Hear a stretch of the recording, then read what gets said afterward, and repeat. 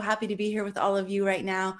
And let's start with the intensity meter. I got to tell you, I've been loving that because you said last week was a 4.5, and it was like right on for me. Like I was like, yeah, like it felt so much softer, you know? And you said the week before, I think it was like a 9.5, and that was true. So let's hear what you have to say about this. So the beginning of the week is 4, back end of the week is 7.5, 8. Okay. All right. So the beginning of the week is a little softer because we've got, Mars in Pisces, which is a nice placement. And he's kind of mellow and moving along. But what happens is the planets are going to be forming what are called stress aspects, semi-squares. So we're going to feel a little more stressful towards the end of the week. And the moon is moving into Leo at the end of the week, and she's going to be forming what we call a finger of God with those planets that we kind of think of as the COVID planets. I'm kind of referring to them these days as the COVID pack. And so the moon in Leo, like, I want to do this, I want to create, I want to go, and she's going to be arguing with them. So there's a lot of stress energy at the end of the week, and then the weekend is actually okay, right? But the thing to remember also is, as of the new moon last Friday, we're in eclipse season. Right. So when we're in eclipse season, Remo's on the keyboard here. When we're in eclipse season, the energy blows up and it feels very intense and very passionate. So as we go towards that full moon over the next 2 weeks, we're entering eclipse season. And it's a long one this year. We have an eclipse on the 5th of June. Then we have one on June. That's a full moon eclipse. And then on June 24th, we have a new moon eclipse, which takes the sun out. The sun goes dark, and then on July 5th we have a full moon eclipse. So we have 3 eclipses, which is more than usual. So we do the 2 weeks up, the 2 weeks between full and new, the 2 weeks between new and full, and then the 2 weeks between full to new. So it's a good 8-week period. Normally it's 6 weeks, but this is a particularly emotional time. Plus Mercury is shifting into Cancer this week. So he's going from air, where he's chatty and he's communicative, into a much more emotional sign. And every time Mercury changes signs, every time the moon changes signs, we're going to change moods. So we're going to be much more moody for the next 2 months because Mercury's going into Cancer, right? And we're going to have a Mercury retrograde. Mm-hmm. So next week on the first second, he enters his shadow. So he's going to say, hey, this is what we're going to work on, when I go retrograde. But we're all going to be running much more emotional because he's in a moon sign. So every time the moon changes every 2.5 days, we're going to be like, So he shifts into Cancer right as the moon goes into Leo. So everybody's going to be huffing and puffing, and I want this and I want that and I want blah, blah, blah, blah, and arguing. The weekend, before the weekend, and then the weekend, moon goes into Virgo and everybody gets, okay, let's be practical. And then Monday, Tuesday next week, moon goes into Libra and everybody argues again, so we're going to find, based on the phase of the moon, people are really going to react. So this is an excellent exercise for for the followers of this podcast. Print out the chart, have it I always encourage my students to put it in a plastic, and then know where the moon is, because where the moon, it spends about 2.5 days in a sign, which means 2.5 days in a house. So he's going to be rolling through Cancer, which makes you much more aware of the moon's phase, because not only is the moon answering to its sign, Mercury is, the communications are. So we're really going to see the communication shift based on it. And when I was first learning astrology, I had a friend I'd call his friend after she went to therapy every week, and I'd say, based on where the moon was in her chart, what she was working on in therapy, what she talked about in therapy.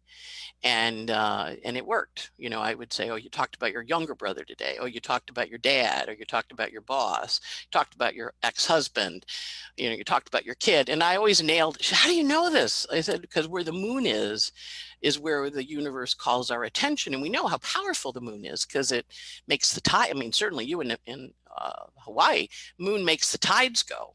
every 12 hours they go in and out. So we know them, and lunatics, right? And they staff more at the hospitals because there's more stuff on full moons. And the bus drivers in New York even know when the full moon is.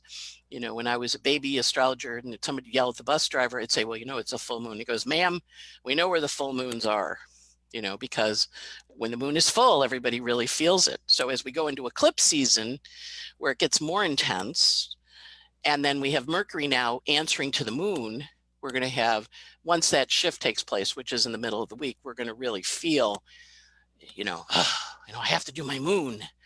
And so, and wherever it is, people are going to be very passionate about it, wherever the moon is by transit. And in the course of the month, it goes through the whole chart. So we know it's going to be a very impassioned eclipses, plus the eclipses are in Cancer.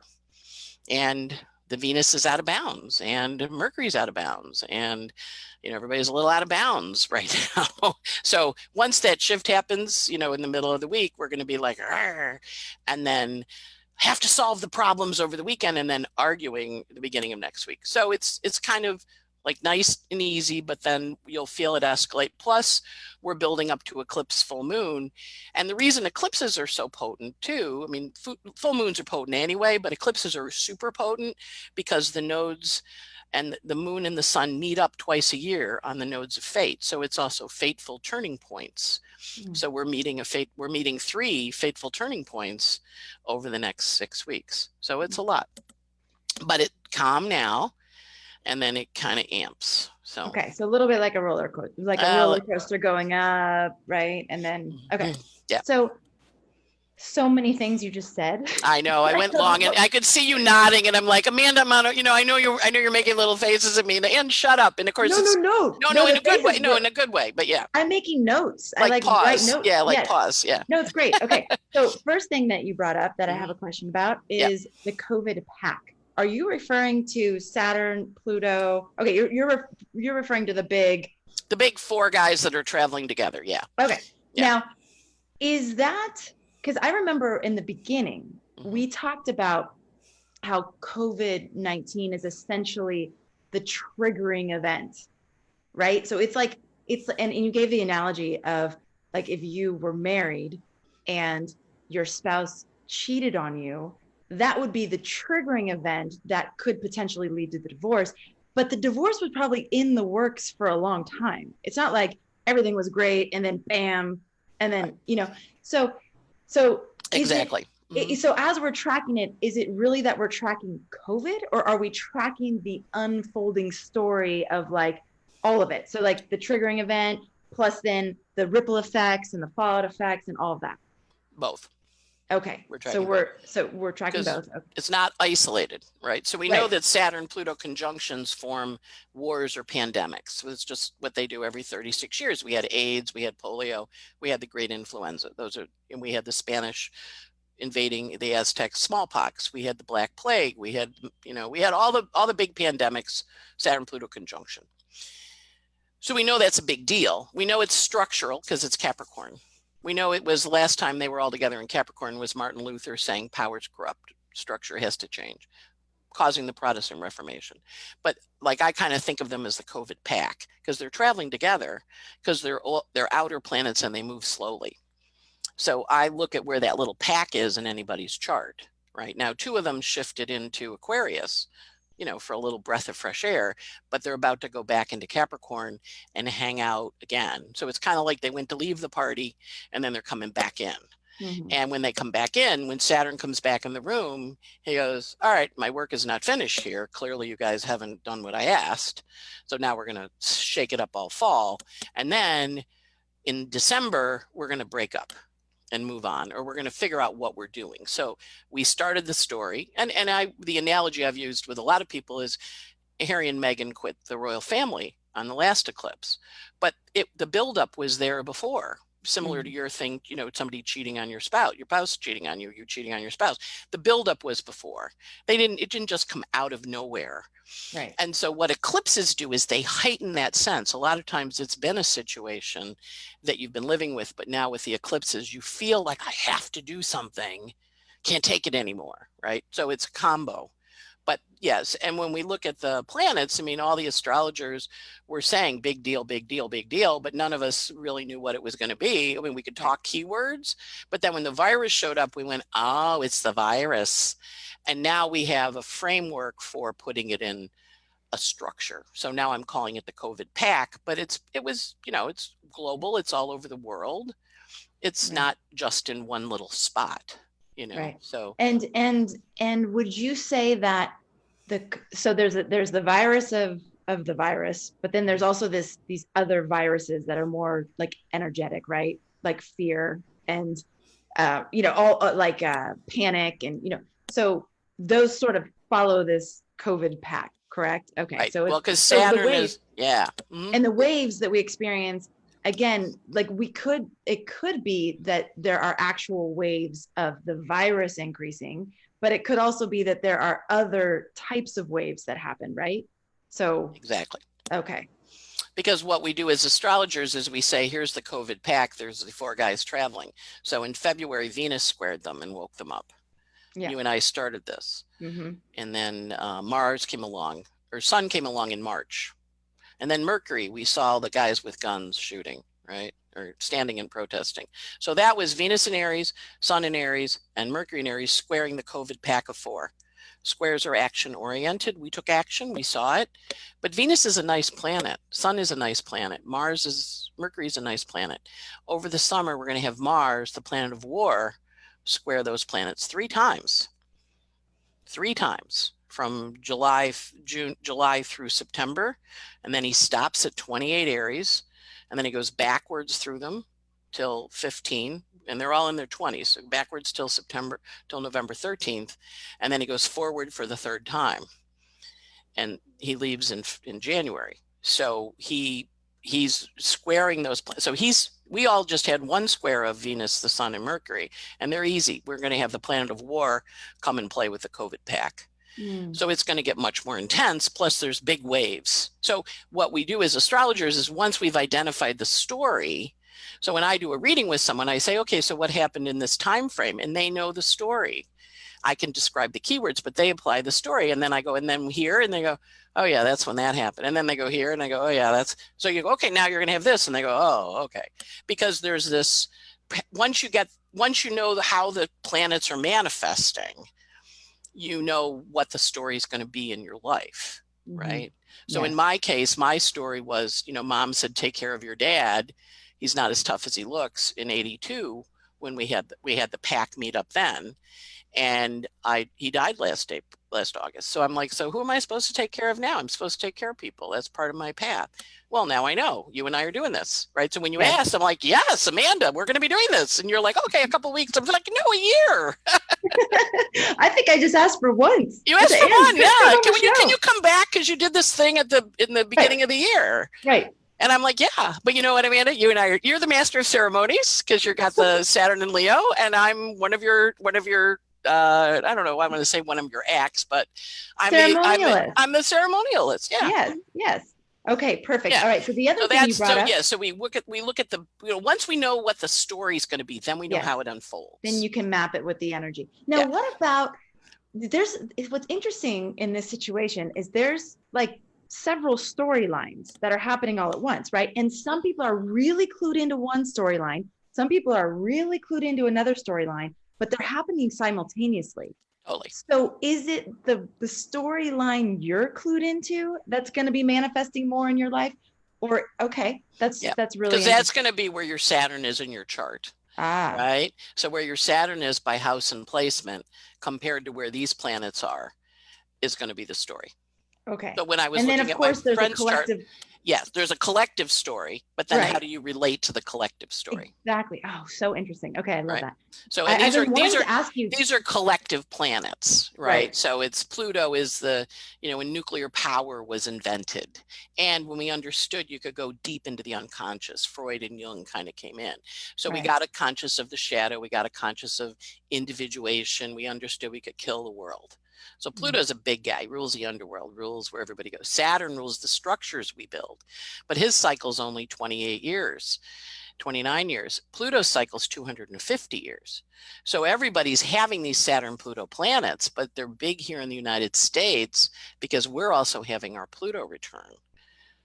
Pluto's back. We're getting close to where he was when we founded the country, which is why we're having so many, in America, we're having so many structural comments. In Australia, they aren't going to necessarily have food supply issues because they grow a lot of food and ship it out. You know, so they're not necessarily going to have food supply issues. That's why when I said the Mercury, pay attention to what you're seeing so you understand how it shows up. But in the States, because we're having, so every country is having it in a different, every country has a chart and every country is having it in a different place. And wouldn't every state also have a chart? Every state has a chart. Yes, totally. So again, one of my kumu that I dance hula with was asking is Hawaii tied into the karma of the United States, even though it was, you know, the last state and it has never really been, like, geographically it's not really part of it. And I was like, I don't actually know. Like, yes. It'll be interesting. Yes, the answer is yes. But you guys also have a history of leprosy. Right. Because you had the traders come from China and bring you leprosy. Well, and so 90% of the Hawaiian population was wiped out by disease. Yes. Which is why your governor is so on it. Because you have a historical memory of plague, right? That's Europe so is on it. Europe is on it. That helps me access some compassion. Thank you. Like, that's really amazing. Yeah. Okay. Another thing you brought up is the finger of God. Yes. What does that mean?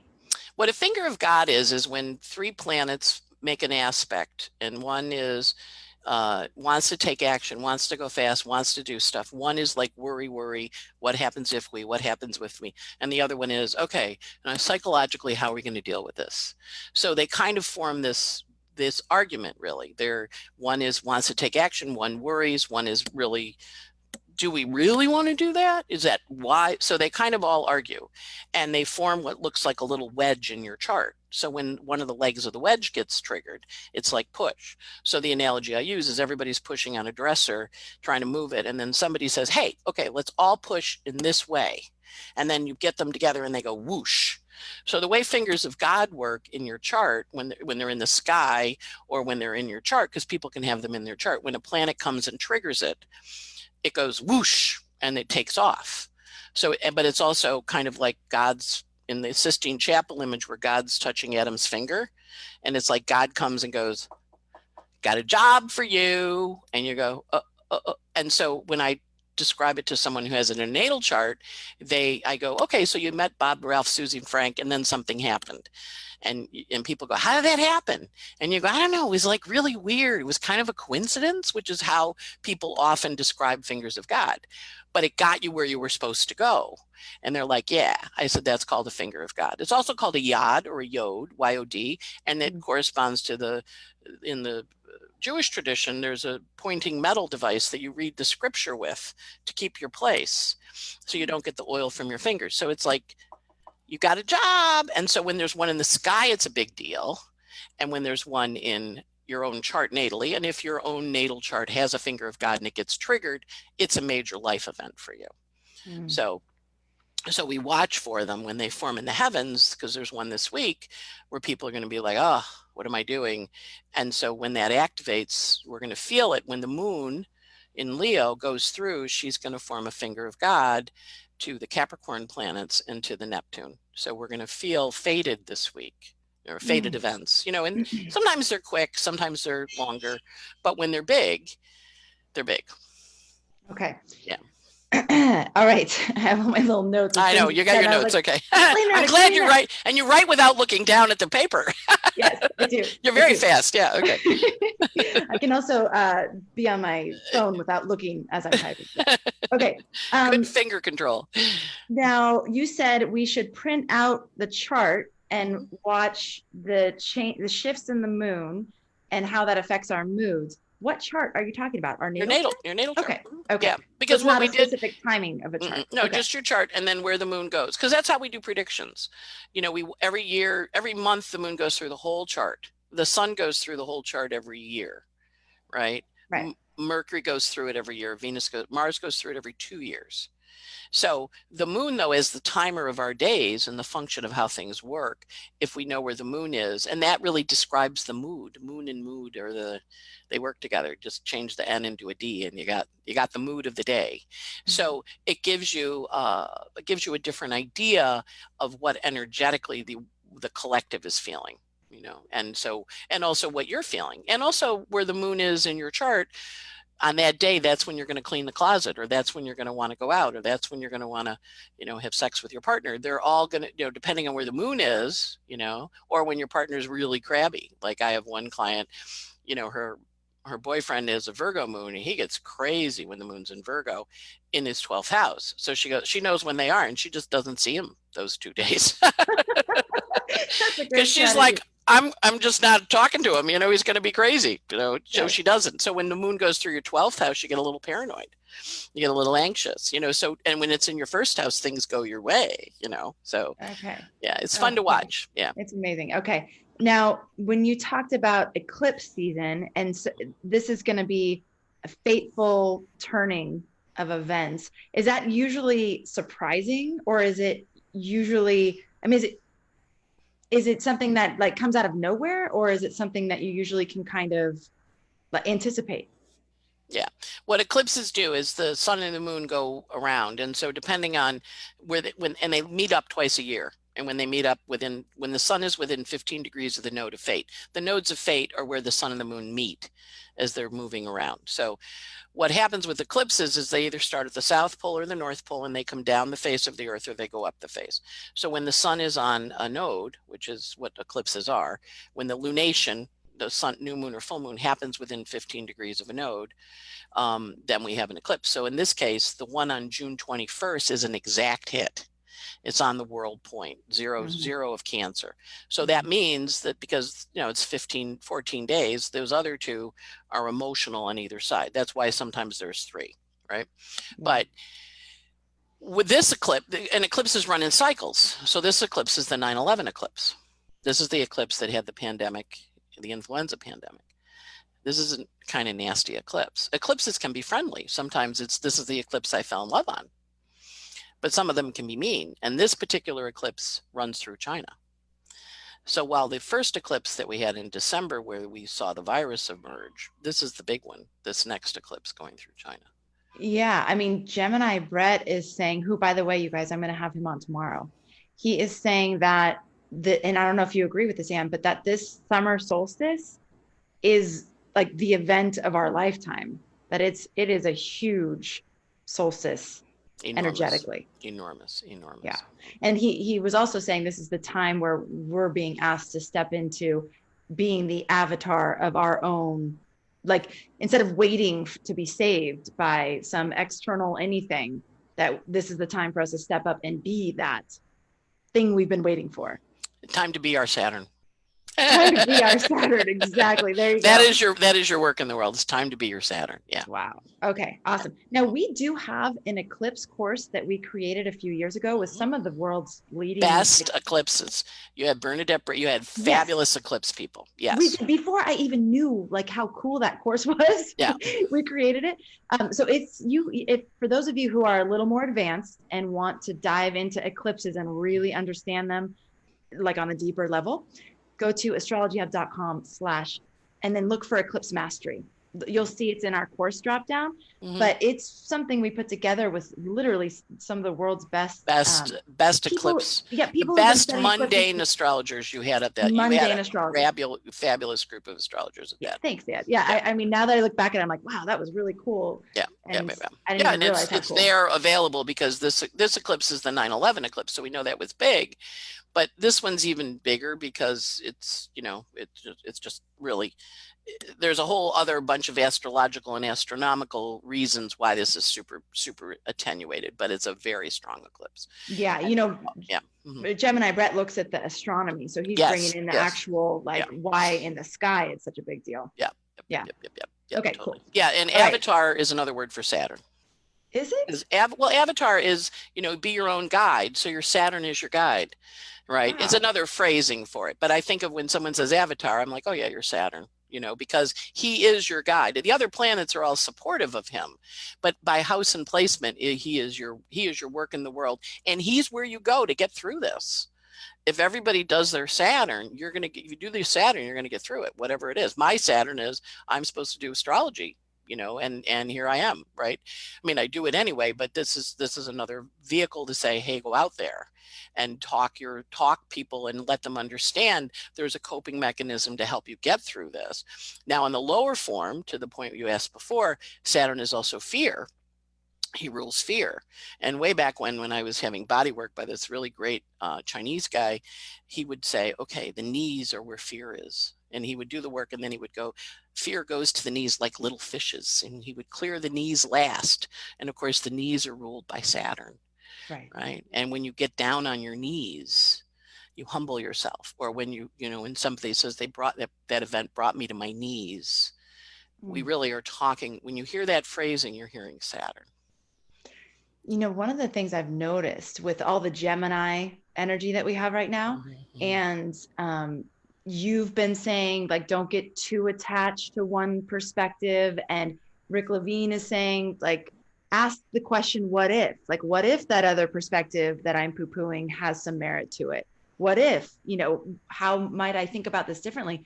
What I'm realizing in playing with those ideas is that you actually have to be humble, to ask, to open yourself up to the possibility that there could be something else happening here. And it's a process where it's like, okay, well, maybe that's true. And if it was, how might I be responding differently? And I think it's a very humbling exercise, but it really does open up space, I think, for you as an individual, but also for the person you're speaking with. Because that where there's like the block, like, no, I already know what's happening. I don't even need to hear you at all, because I know it creates all these walls between people. And I think that we're seeing that like extreme polarization happening. And I feel Gemini season's like, well, like let's lay out some bridges between us and see if we can cross over. And I mean, we're much stronger together. That's for sure. Yeah, and united we stand, divided we fall. But also, when you think of, what I like to think of with that is also people come to it from their paranoid place, right? When you have this much Saturn in the world, people are running from their paranoid place. So when people are like, I'm a Virgo, I like to be prepared. So I'm like, this is how you prepare. That's my place of safety. For other folks, they're like, people are trying to kill me. Well, they have kind of conspiracy stuff in their chart. Maybe they had people try and kill them when they were little. We're all going to respond with our core essence. When you go and look at, I did it when I was learning astrology. I was a psych major in college. I went and looked at the different charts of the different philosophers of psychology, Jung, Freud, Maslow, who I liked a lot because the hierarchy you can achieve, a little Virgo makes me happy. Basic, like everybody, all of the great philosophers who wrote philosophies about people's psychology, it matched their charts. It matched their charts. So Jung had I have to kill off the father and individuate. Freud had the sex drive thing. Everybody talks their chart. So the other thing, recognize when you're in that, I'm right, you're wrong, you're talking your chart. So then the way to help it grow, because when it's crystallized, what Saturn does is crystallize and hardens us. When it helps us grow, we become, oh, okay, maybe. So are you saying that that's what you do? And then they go, oh, And one of the beauties of Trump, when I'm not mad at him, is he's a mirror. He's a Gemini. He reflects to us the reality. And he, I happen to think he feeds the lower voices, but the people that need that fed, he's feeding it. So we have to honor what's that about? Why is that happening? And what's the higher voice? What are the choices? And again, the choices, it's all about the choices, because we're all here to do our charts. And if your chart is, this is what I believe, it's like, okay. But with Saturn and Pluto, they're saying, I'm going to crack your beliefs open. Pluto transits always come after the thing you think you're good at. And they go, you're not so good. let me show you. Let me take you on a little reality trip. And anybody that's gone through a Pluto transit goes, never want to go through it again. Learned an enormous amount, but I don't want to do that again. But it teaches you, they're very fundamental teaching tools. And Saturn with the structures, the government, the beliefs, the authorities, Pluto says, you're your own authority. What is your authority here? And then there's your community responsibility and how do you do it? But there's also, how do you be your own authority in this? What do you need to do? And so I think that's the bigger message. And as we come into eclipse season, we're really going to see it. Well, and one of the things I think is happening right now is in this beginning phase of this unfolding is there's a lot of realization of where exactly we've given our power away. So one of the things I've noticed in like intention setting or even goal setting or whatever is completely. The first thing you see is the obstacle, the place where you're blocked to realize that thing that you want to bring into your life. So right now, I think because we've been unconsciously giving our authority away to certain people, structures, whatever it is, this first phase has been very much about like, look, that's where you've given your power away. That's where your energy leaks. That's who you've given way too much control over your life.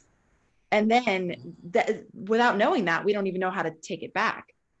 So it's an interesting process. And I think the reflections are happening everywhere. You bring up Trump, but it's happening everywhere. We're getting all the reflections. Whatever that reflection is. In his case, he lands in my 4th house. So I look at him as, okay, he's my teacher. What's he teaching me? Exactly. Because he's in a guru position for me. Not a guru I agree with, but okay. But that's actually really teaching. That's good. That's actually how you learn. Yeah. Exactly. If it was a guru you believed with, it'd be easy. But the fact that you don't, it's like, hey, what do you do with that? What do you do with all the things he triggers in you? Right? Like, that's a lot of work. That is work. And it's honoring, when we're in this alchemical cooking, we don't know what we're going to be. Back to the butterfly caterpillar turning into a butterfly. We know we're going through a metamorphosis, and we're all going to go through a different one based on where our Saturn is natally, what house and sign, and then where this clump of COVID planets are hanging out, right? What are they doing? So in my case, they're in my 12th house. So they're a spiritual pursuit. Me too. In my client's chart, they're in their 6th house. So anybody that listens to me, I'm saying, okay, this is a way you might think about coping with what's going on. This can be a way that can help you. And by the way, these look like hard aspects coming. So maybe you can do this. And then they go, oh, there's that hard aspect she talked about. Got it. It allows you to kind of look at the world with a frame of astrology, which I find helpful. You may not find it helpful, but I find astrology helpful. To me, it's the best system I've found. And I'm a seeker. I studied Maslow's hierarchy of needs and individuation and the sex drive and, all those.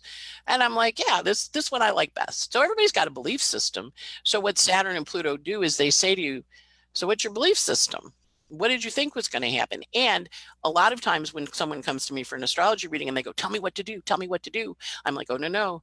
You're trying to make me be your Saturn. I don't want that responsibility. You're in charge of your own life. I can tell you the energy. I can tell you when it happens. I can tell you what to look for. I can point out clues, but it's your journey. And I think that's the important thing is this, we're all on our own journey. So when they say we're all in this together, I think we should reframe it to say we're all on this journey and we're all going to have different experiences on it. And so we're moving through it, but our boat might be a little different and what we're struggling with or what we're working with might be a little different than what the next guy is, but we're in the process together. So, yeah.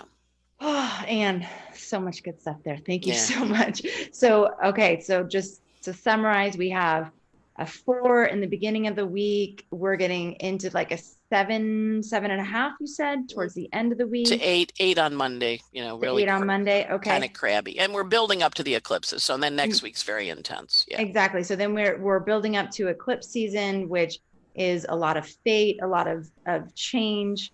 And we have this Mercury in Cancer that is a big thing happening. Yeah, Mercury goes into Cancer on May 28th.